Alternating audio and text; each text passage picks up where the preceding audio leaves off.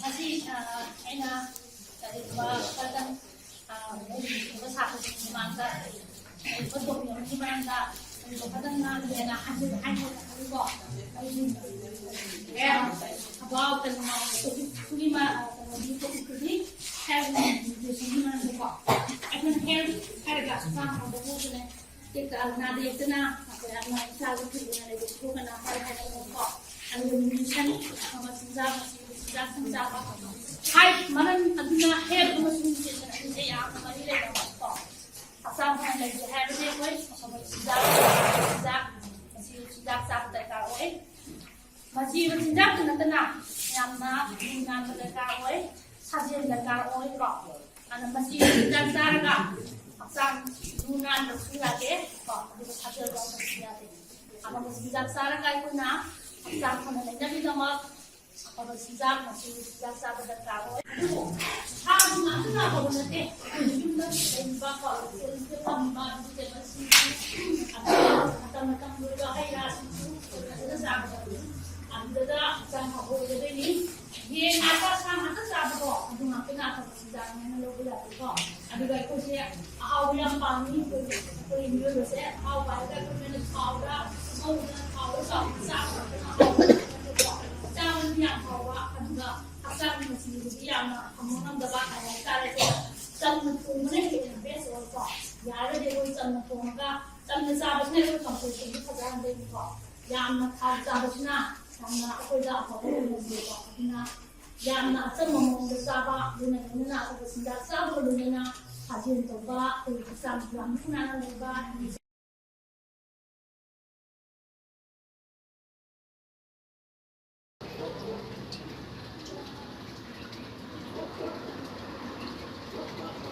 Ngatang thang se. Sit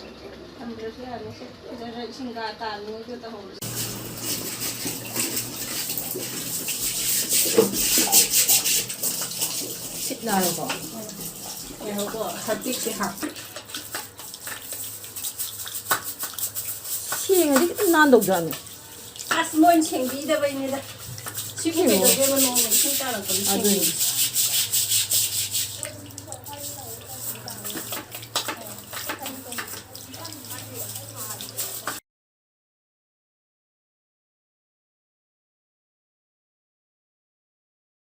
Bagi berat sama tahu dua ini kok. Hai ba, sida aku nak toilet cleanliness sama suyau riba. Toilet cleanliness sekai mana kita menurut no hai ba matangga. Aku nak nong mada ilu jare, natra. Ilu jare ga aku isa kita nan bro. Nanti. Jadi nale nak kali dana kok. Ada lagi brush tahu lagi isa kita nan bro.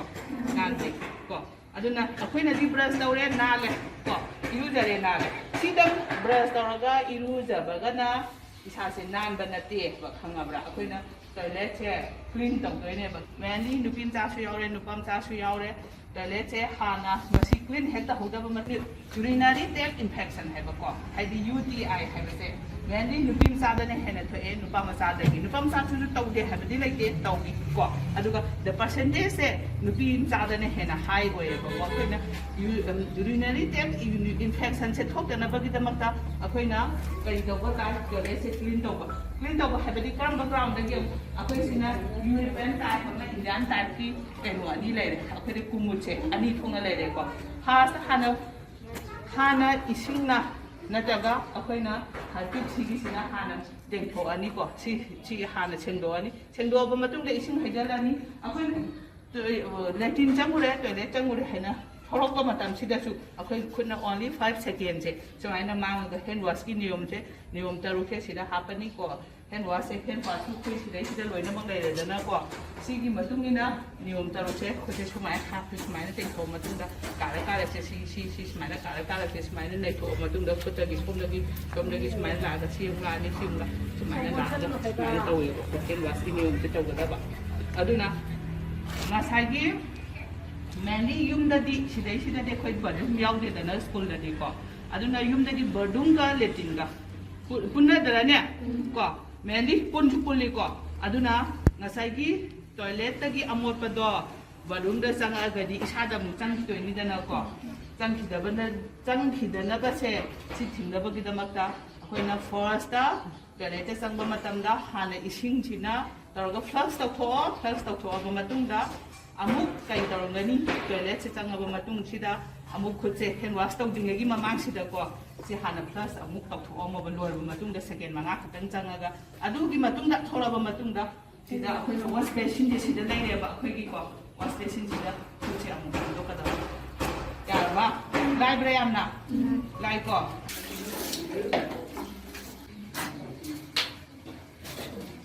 so the next thing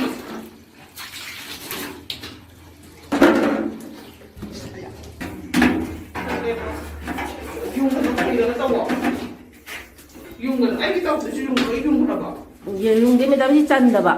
masat ko na chanda ba doon na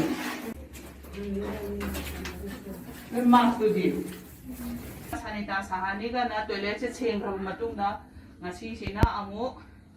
sasta pokhawada ga mari lainana amu toilet se sina ozanupi ki staff ki nupagi satna ozano ozagi sai sana sidum tan lobi ko sidum khori lo ya ni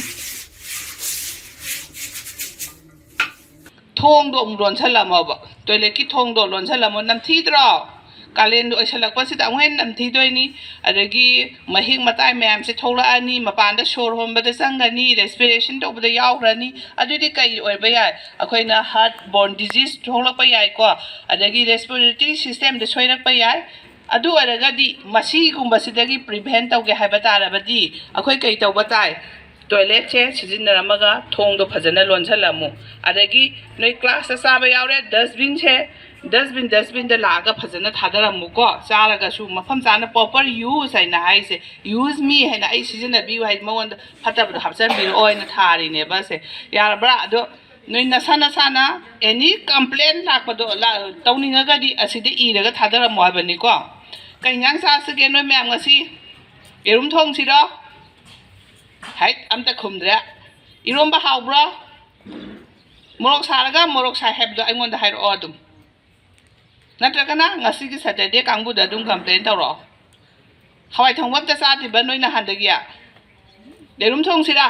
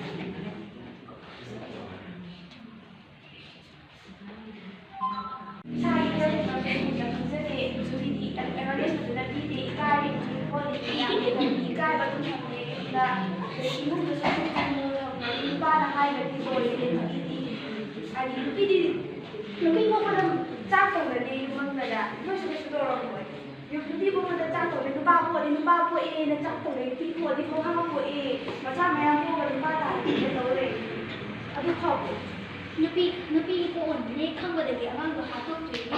nupi sina mari tu semak tu bani temme imala bi ne ge na ni ga ni ura na ha tu ni lang ni ha tu ni ado ai ma tu na do ra isa ni isa nupi ni ha be je kau tu ra ga ni ki saga ye to bala ga nupi ko ga ai na ma na chau de ma tu na ai do ra ye Madam Principal, Madam Sarojaa, exam yang bulan jadi loina my dear students, akhirnya ngasi semana gather tawra ko. We already saw akhirnya students mayam na mukoi mukoi ada kadu mayam sure talents mayam sure aduga meaningful oiba messages mayam carry tawba role play and presentation na sing mayam nuai ko. Aduga ito kasi akhirnya manuoi badi. Do we actually know when was it Beti Padhao kind of high consumer campaign but it is not any knowledge? The importance we know that but we don't know how to say तसेंगनमकीदी अखोइना सुम खंथरगा यंगबा कांदा युममगी pillar से नुपीना दुम ओइ नत्रा सि नुपा गैना सु दुम याबिगनी नुपी गैना सु दुम याबिगनी so the more we educate the pillar of the house ko home hairase house hairase yum khakni home hairaga di akoina collectively pulap lemina bu du oire aduna home sidai sida nupi sibu akoina fazana educate tawrigai we will produce or natragana we will create a better nation natra aduga loina na sidai sida 2006 da pass tawgiba ek ama leye child marriage act haina ko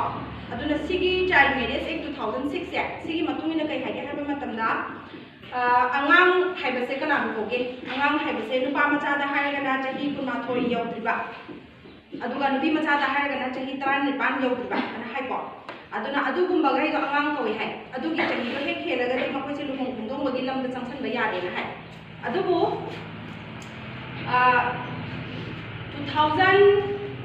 2021 ko 2021 sidai sida ai kitang daw kai de ko marak sidai sida chahi apagi sigi in these following years sidai sida angang haibagi definition se nupi macha da su chahi kunma thoi yaudriba angang ne se si loina oi minara si aina bill lama khudi khota propose tawra lai ni ko sidai sida madam na haibu ko da mana